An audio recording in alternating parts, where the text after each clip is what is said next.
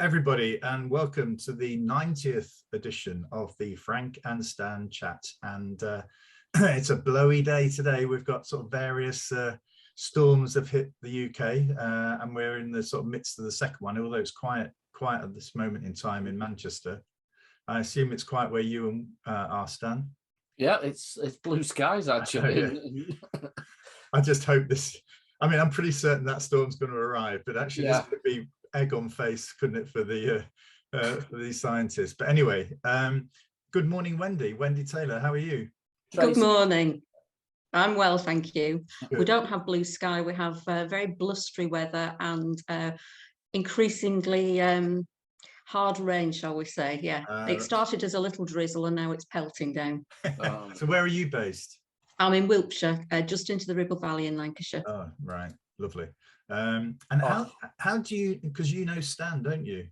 I do know Stan for my sins. Yeah, many so, years. I can't be precise about when and where, but Stan was an advisor for Lancashire County Council back in the day, and our paths crossed on quite a number of occasions. And more recently, I've begun to work with Stan as an advisor with Athena. So right. Yeah, our paths go back quite a while. So I think you were a deputy when we first met. Possibly, yes. You were a deputy in a school in challenging circumstances. Exceptionally challenging circumstances, yeah. And that wasn't necessarily the environment it was in. No. Now, Wendy, there are no holds barred on this chat. So if you wish to reveal any sort of things that you think could embarrass Stan, we're more than happy to hear them during the next 30 minutes. Okay, well, thank you for joining us. And as we're on the 90th, I thought it's probably a good idea, Stan, because I assume that everybody knows why we do this chat and who we are and whatever. But actually, I thought it's probably good perhaps every 10th edition to sort of just have a little resume of why we do it. If you don't mind, I think I was telling Wendy before that we met on the 1st of September 1995 in a conference in London. It was a Friday. Do you remember that? Well, we'd actually our paths had crossed before that at the assessment in York. Oh, they had in a hotel in York. No, you're right. When we did the first assessments, and I've got a vague memory of spotting you. I think we either sat near each other at breakfast or something like that, but we didn't know who we were or anything. We were part of we were seconded into Ofsted to undertake inspections, to lead inspections, because the Ofsted were not going to meet their targets of inspecting all schools in England within the 3-year or 4-year period, whatever it was. And so we were drafted in for the entire year, seconded from our headships. And so that assessment was basically, can you get through the course in order to have the secondment opportunity? And it was the way they managed that was really awful, because you had a test, probably 3 tests each day, and you passed the results on to the HMI, whatever your judgment was, and they didn't give you any feedback whatsoever. You just went on to the next test. But if you'd failed, that night under your door came an envelope to tell you to go home. So at breakfast, it was like an Agatha Christie. At breakfast, you were looking. Who was missing from the room? Who'd gone home? Now, Stan and I, after that year together, we've professionally been friends. I think it's fair to say we're professional friends. We are friends, but our partners and whatever, we don't meet up. We're not sort of we don't do it. It's a purely sort of professional relationship that we have. And so what's happened is over the years we've kept in contact. And prior to the lockdowns, when I was the CEO of the Co-op Academies Trust, and Stan had a senior position in Lancashire Council for basically running that Woodland Centre and a number of other activities as well, wasn't it, Stan? Anything that traded with schools was under my empire. Yeah, and I think that Stan's interest in leadership was also the thing that meant that when we did meet up, which we used to do sort of every month or so, it was always a very interesting conversation, because it invariably came back to what's caught your eye this week or this month, and a lot of that spun round into leadership issues. So when the pandemic started, we were unable to meet for a beer after work in Manchester, at the beginning of May, I think it was 2020, we decided to just do this chat virtually, and I pressed the record button and thought, well, I'll just put it up there. And so, just to be clear, we do these, I think Stan and I will continue to do these chats even if nobody watches them, you know, because actually this is therapeutic for us, and I think it's been really nice that I think others have found it quite therapeutic as well. People don't always agree with us, but actually I think it's been quite useful for us, and we don't ask anybody to follow us, or we don't have this press the bell for a notification. I think this is not the reason why we do it. It's purely around trying to to air some views, and I'm pleased that there are quite a lot of people who share our view on stuff, so that's nice. But also we like to hear from people who don't share our views. But we need to go back then to the very original, the very first one, which we said, if you don't, be kind about it. Be kind about it. Yeah. Kind's important. Yeah, kindness. So anyway, I think we've tried to do that. We've not, and I think some of the successes we've had have been, I don't know, thinking about them, Stan, was the one where we had my brother, who was a senior HMI in Ofsted, in Estin, who was involved in their curriculum design, and he spoke about the work they've been doing. And I know that senior MPs, or whatever they're called, are they called MSPs in Wales? But I know that our Frankenstein chat for that week went up on the government website, so and we've reached out to some very sort of famous, I think very famous people, like people who are acknowledged as experts in their field, some of them professors in Ottawa, and we've reached a charity in Bogota, so it's been a fantastic journey. But anyway, I thought it was quite useful just to explain to those who are new to it why we do this. Okay, let's start off then. We have one session, one item that we have every week, and it seems to fill up about 30 minutes of the chat. Oh, sorry, Frank. Stan with a technical issue. We can still see you, Stan. Can you? Yeah. Stan, the problem's your end. There we go. No. Okay, so the one item we have is what's caught your eye this week, and what we do, the only bit that's prepped is we just check before we record what each of us is going to cover, so we don't all cover the same issue. So we'll go to Stan with what's caught your eye this week, Stan. The document from the DfE on political impartiality in schools. Purely because, one reason, because the speed at which that's been produced, and secondly, because it's not changed anything. There's absolutely no change to the law, to the legal guidance and everything. But it's interesting when you look at the details and the guidance that it focuses on the 4 cornerstones of British values. It tells you that, you shouldn't be, the Education Secretary said you shouldn't criticise Boris Johnson. But if you study the 4 cornerstones of British values and relate it to government, not to individuals, they are democracy, the rule of law, individual liberty, and mutual respect to those with different faiths and beliefs. Now, who in government is actually upholding those British values?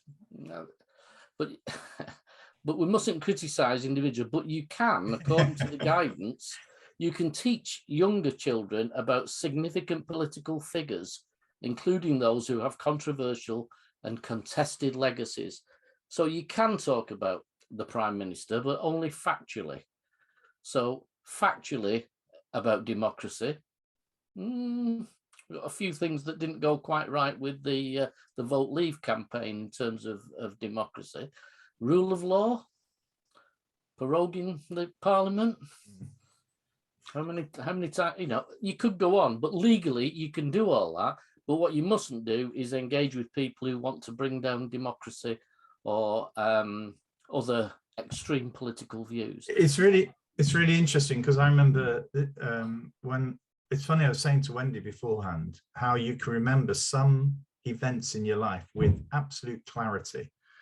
And I remember being in year 10, I don't know, that was sort of the 4th year of secondary school in those days, in an English lesson. And we had an English teacher who was Irish. He was deputy head, and so he was quite senior teacher. And we had to do a presentation on anything. It was basically 5 minutes, and I did it on the Northern Ireland problems, which were just starting up again. They hadn't gone away, but they were just getting really sort of quite violent again. And I remember saying something which he objected to, and he was right to, and he pointed out his objection to the point that I'd made, not by telling me not to do it, by explaining why my view was wrong.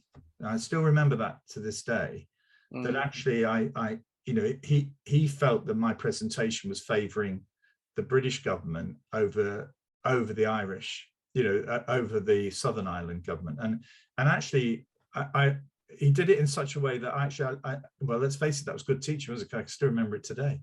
That actually that was really the right way to do it. So it was more about allowing me to have those views, but also just steering me and educating me along the way to get a better understanding. That for me feels the right place to be. I do, and I think impartiality is really important. I genuinely do, and I wouldn't want anybody teaching children a particular political doctrine as fact or right. But the thing is, I don't see that when I go in schools, and I've never seen it in my career. And yet, because one school decided to write letters that were critical of the Prime Minister, the DFE have produced 6 pages. Well, the document's 23 pages long and the summary is 6 pages long.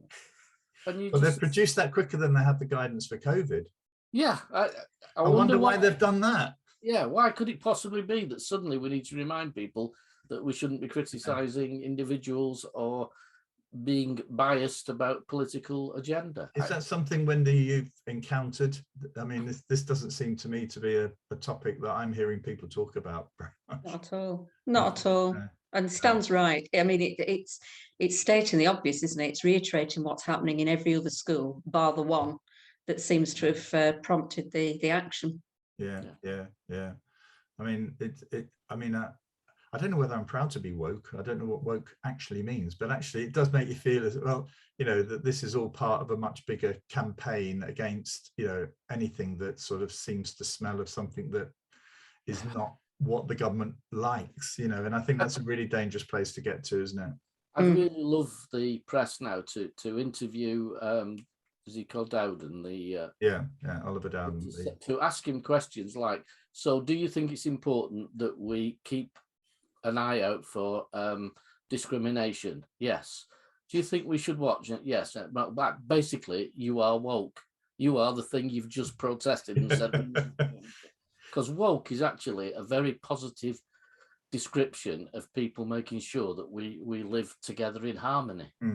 And yeah, it's now being used as a derogatory remark about people who don't necessarily have the same views. It's funny, we've got we're going to do a live one of these, Wendy. Oh. I can't believe you're doing this. I'll make sure I don't sign up for that at the last minute. But actually, we've been asked to speak at a head teachers conference in Wakefield, and it's on a Friday, so it would mean we wouldn't be able to do this. So that conference have allowed us to do our half-hour recording during the conference, and we'll use the delegates to ask the questions and what have you. So interesting how it goes. But the issue here is really around a theme for that talk that I'm giving a talk 15 minutes beforehand, and Stan's doing the wash up after the Frankistan chat. And mine was around the need for teachers, for school leaders to be conscious of the politics behind all of this. In a way, I feel as though I've been really into this sort of community, the school being at the heart of its community. And I think the pandemic has sort of enabled schools to really reconnect with their communities. And I think the communities on the whole have really been impressed. I think that's the thing that struck them, but for me, I think that there are a group of senior leaders who say, well, I'm not really interested in that. I'm in the politics of it. I'm just interested in this. I don't get involved in politics. And I think to myself, well, actually, that's not helping your community one little jot, is it? Taking that stance. because actually I think there is a position where you need to get to. Doesn't mean to say you're out there with your placards or whatever, but actually, you know, the pressure that a head teacher can place on an MP or on a government minister by simply writing, you know, being polite and considered, all of that is part of the democratic process. And I think that if you're writing on behalf of, you know, things that you see within your community that are affecting your community, and then just saying, well, I'm not, that's not nothing to do with me, really. That's not, you know, I prefer to just concentrate on the teaching and learning. Actually, those factors are going to influence and affect your teaching and learning, because it's not as if those issues stop when those children walk across the gate line and become your children, you know, in that way. And I think that for me, that's one of the themes I think that's coming out of it for me, is around how we need to make sure that we're conscious of the politics that's being played out here, and we can't be sort of quiet. You know, I think we do need to step up and make our views, individual views, not, it doesn't have to be the profession. This is about an individual needs to have a view on this, because I think that by leaving it aside, we're sort of like, you know, in a way, just being seen to ignore it a little bit, you know, trying to work around it, and which is fine. That's great. That's what you would expect them to do. But actually, why has this situation occurred in the first place is at the heart of the reasons why we currently have levelling up. Yeah, I will say, Wendy's just come out of headship in a particularly challenging, deprived area. Deprived, yeah, very deprived.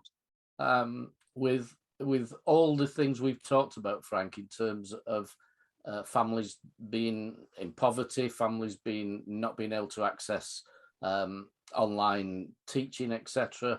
And Wendy's led this school through it all, and with a fantastic reputation the school has, despite where it is and the community it serves, which is pretty challenging, I would say. Yeah. I mean, in a way, I mean, I'm interested, Wendy, in what, you know, your response to what I was saying there, in terms of, you know, the challenge that there is in terms of, well, just keeping the show on the road with the teaching and learning is probably 110% anyway. You know, so you're expecting me to sort of become politically active as well, you know, which is probably going to tip me over. But I mean, in a sense, you know, is my position unrealistic, or is not it at all? I think going back to the start of the first lockdown, I think anybody that's been a head teacher wouldn't argue the fact that it's very hard, very demanding, challenging, and quite lonely. But I think going back to March 2020, nothing could have prepared anybody, and that includes school leaders, as to how things would change and how fast things changed. And I think sort of going through that first 3 months particularly was just phenomenally difficult, particularly with the speed at which information was coming through to schools. And there was a glorious day. I can't remember the date, unlike you. It was late March, early April. And I remember spending some time, a document had come through from the DFE. And I'm reasonably diligent at work. And I read it and I thought, I can't see what the changes are. Obviously, stress is taking its toll. So I read it again, zoomed it to 200 point, printed it off, read it again, put the previous document side by side, view changes. And there was one change to it, and that was the date on the bottom. Oh. And I totted up how long I'd spent reading this wretched article, and then multiplied that by the number of people up and down the country. And I did actually I emailed the DFE and I said, this is how long it's taken me. This is presumably how long it has taken collectively heads and leaders across the land. Might it be a good idea to highlight your changes and or give an executive summary to save people doing all this ridiculous stuff? And about 4 versions further down the line, they actually said, it's come to our attention, it might be a really good idea to tell you what the changes for these documents are. So I'm not sure it was a political move, but certainly I did feel my little tiny voice had been heard, and hopefully it saved thousands of people's hours in terms of reading these wretched documents. Well, what's caught your eye then this week then, Wendy? It's not guidance from the DfE, I suspect. It's vaccinations for 5 to 11-year-olds, which is brilliant. I'm currently working 3 days a week at a school in Burnley. And I would say between early December and now, we've had about a third of our staff off every single day. Fortunately, they're coming and going. So as one goes off, somebody else comes back. And I would say between 10 and 15% of children off with COVID, plus an additional 5 to 10% of children who can't come into school because somebody in their family is isolating, so they can't physically get in. And actually, it just strikes me as ridiculous that primary children haven't been offered the vaccination earlier, because until they are, schools can't function properly because so many staff, and this is staff that have had 2 injections plus the booster, they're still catching COVID. And some of them are being quite poorly. So until everybody is offered the vaccination, institutions aren't going to function properly. I mean, I hesitate to say it, but Ofsted is still inspecting schools. I know we can ask for a deferral, but I was working with a school recently where they didn't ask for a deferral because they had enough staff to see themselves through. But everybody, like in most schools, were doing jobs that they wouldn't normally do.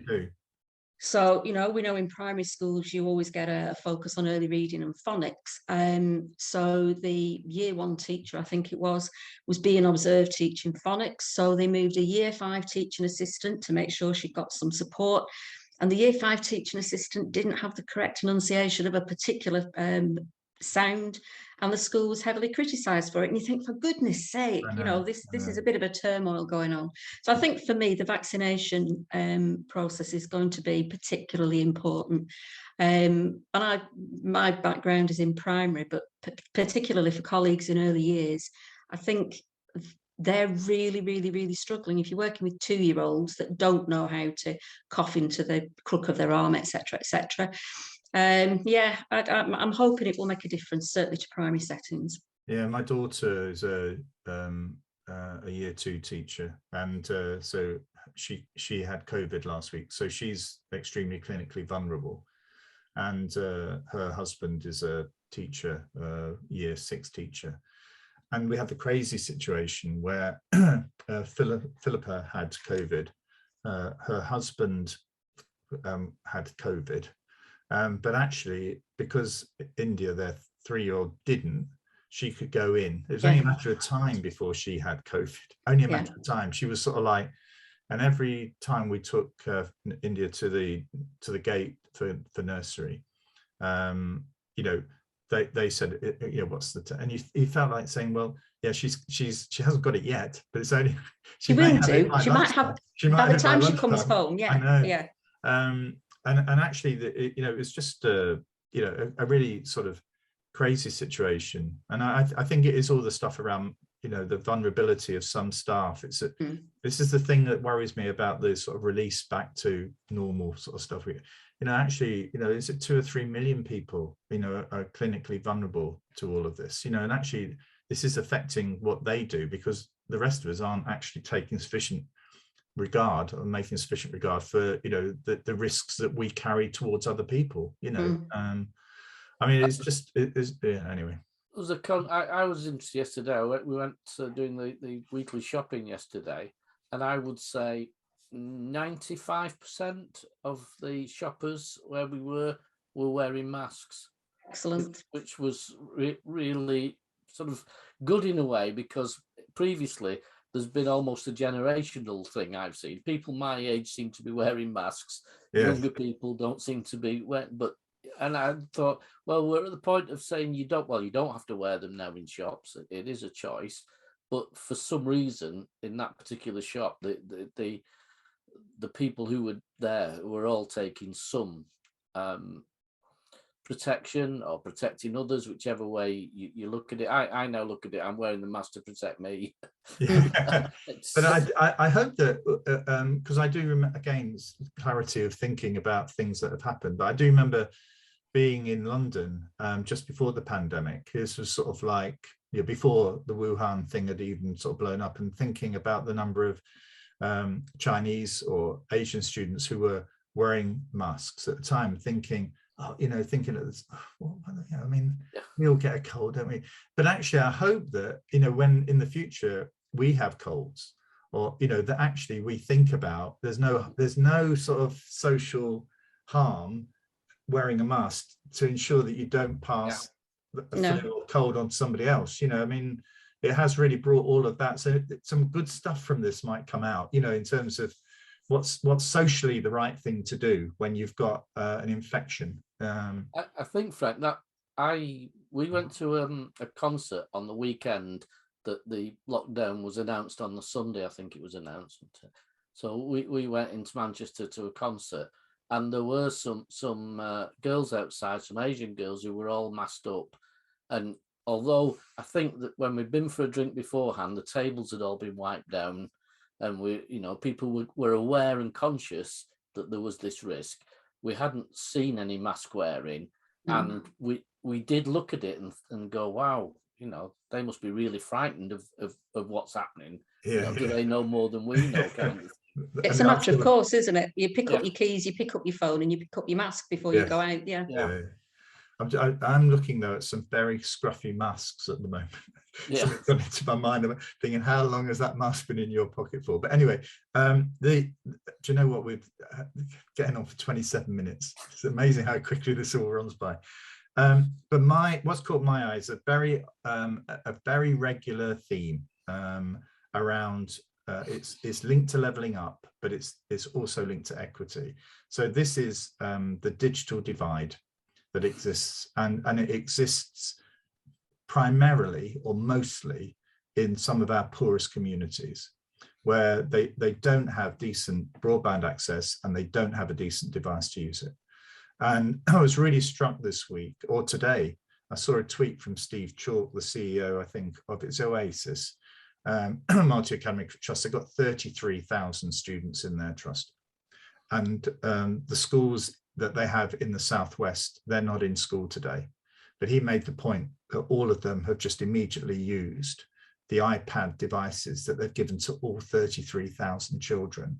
And so learning will continue today. And it made me think about, if ever we were on a levelling up agenda that was going to affect learning for every single child, this is it, because we're relying on this broadband connection. It's amazing, isn't it, that we can do this? We can afford it. We've got devices that will do it, you know. But actually, if you're in a house where this cannot be afforded, and where actually the devices are shared, or, you know, actually the device isn't really very good, or the device actually goes with mum, dad, or whoever it is to work with them, and then they can only get access to it when that person comes home. You know, this is at the heart, I think, of a levelling up agenda, which actually would benefit the children's learning, but also would enable us to have a better future for our country, because of the fact that digital education is, for me, at the heart of the future. And we're not embracing it. We're just sitting back and taking the line that, well, we've dished out so many Chromebooks, you know, it's just skimming the surface in terms of addressing the need, you know. But actually we're just sitting back and allowing all the children that can't afford it, simply, it's like a pen and a pencil to me for the future. You know, we've still got families that don't have pens and pencils at home. You know, and actually it's those sorts of issues that we're really serious about giving the poorest children the same sort of opportunities that our children have had. We need to do much, much more and spend much more money on ensuring that all the schools have good broadband connection. Many of them don't. They all have a system of sharing that broadband connection, so that when teachers log on, even just with one connection in the class, on the screen, it comes up straight away. They're not hanging there waiting for it to see whether or not it will click in or not.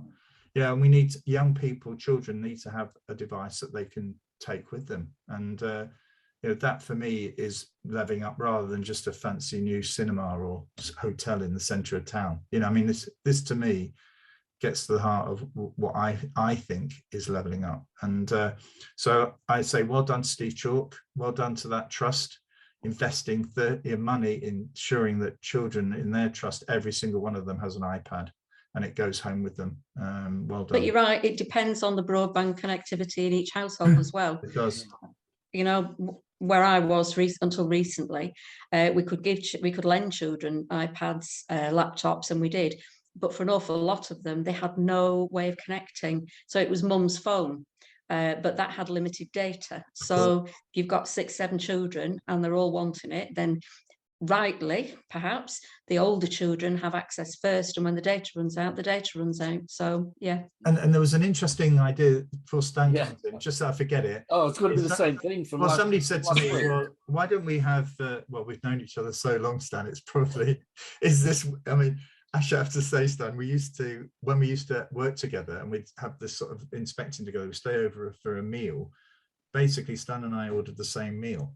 I don't know if you remember that, Stan. Yeah. But anyway, the point I was going to make was around, somebody suggested that most people don't use all of their data on their phones. Why is there not a system whereby you can donate the data you don't use can be then given to somebody else who needs it? Yeah. And actually, I have a broadband connection here, which actually, I mean, I suspect everybody on our close, there are 6 houses here, they've all got the same they've all got a decent connection, but actually it does make you wonder, but if there's somebody who lives just over there that hasn't, why can't I share my broadband connection with them? Yeah, I just don't I mean, it's commercial reason why, isn't it? It was like a food bank for data, wasn't it, where you could donate your unused data, or whatever you weren't using could automatically go to it and then be given to people free as data. And that was the one thing I came away last week with, thinking that's such a clever idea. Why can't it be done? Well, yes. I mean, the point he made at one point was all the schools data, not schools data, sorry, the school's ability, its broadband connection during the summer holidays, which isn't used at all. Why can't that, the cost of that, be used to deliver it to homes? Yeah. It was I just think that kind of thinking just needs something to push behind it to actually make people move on it, because it will be a technical issue. It will be somebody who can solve it at a computer, saying, yeah, we can transfer that data to and from, and let's do it. Let's find somebody who'll drive that to get it done. Yeah, it is certainly something that, because I do this work, the Northern Powers Partnership, we are onto that. We're doing what we can on that.